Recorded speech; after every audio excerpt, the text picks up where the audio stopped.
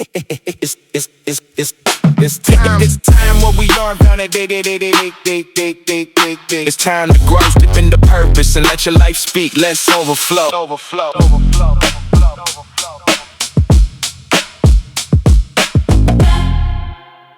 My claim is that you're finding your calling won't make you happy. Finding your calling.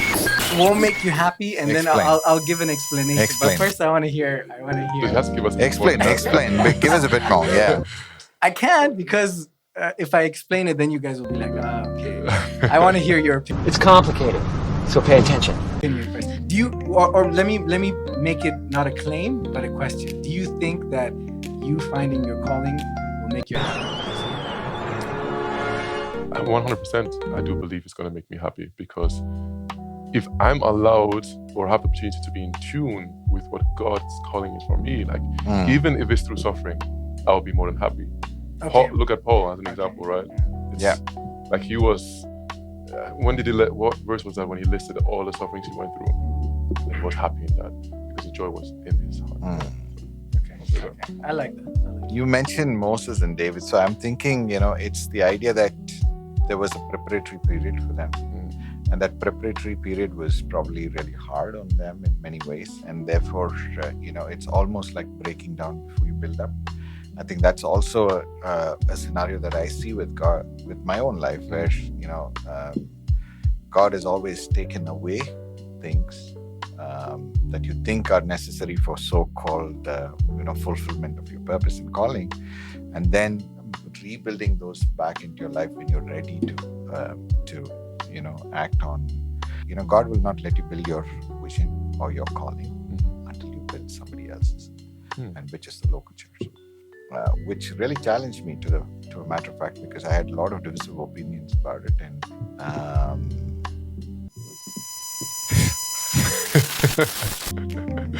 lost it. What's the question? About Wait, I say, hold up, wait a minute. let me just pull it back though. Let me explain. Because I think both of you guys are on point. The context for me is this: what was Moses' calling? If Moses' calling was to get the Israelites out of Egypt and lead them into the Promised Land, why, after he led them out of Egypt, did he say to God, "Take my life"? That's one. And then David, same thing. If David's calling was to be king, the worst part of his life, in my view, now reading this, and this is my own opinion, was actually after he became king. His sons turned on each other. Everyone. I mean, Absalom killed his firstborn, and then his Absalom tried to have a rebellion, and then he got killed. And I'm thinking to myself, like, so I like what Philip said, because for me, what I'm learning in this season is to pursue my calling doesn't mean happiness. It could mean joy, but in suffering as well. And that's something that's really tough for me. Like that's something that I'm trying. Your claim, sorry. Yeah. Now this is becoming a debate. No. Your claim said that when you find out your calling, but you're now saying that after you've done your calling. So those are two different things. Yeah, that's a good point. Right?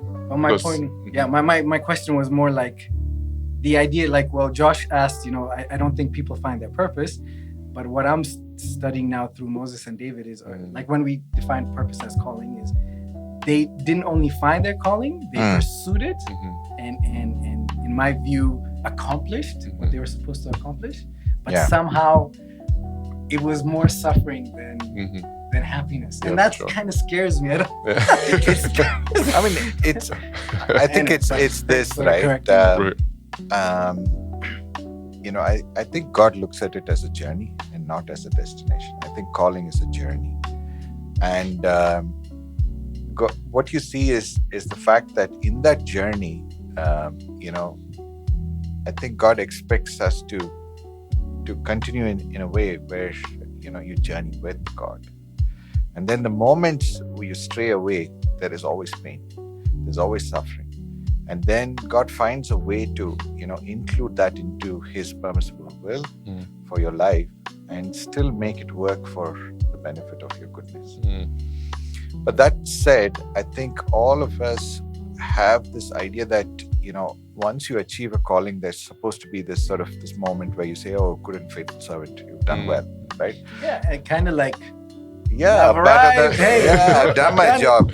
Because we want that to be ending. But in light of what you see, is the fact that this is just a dress rehearsal for going into eternity.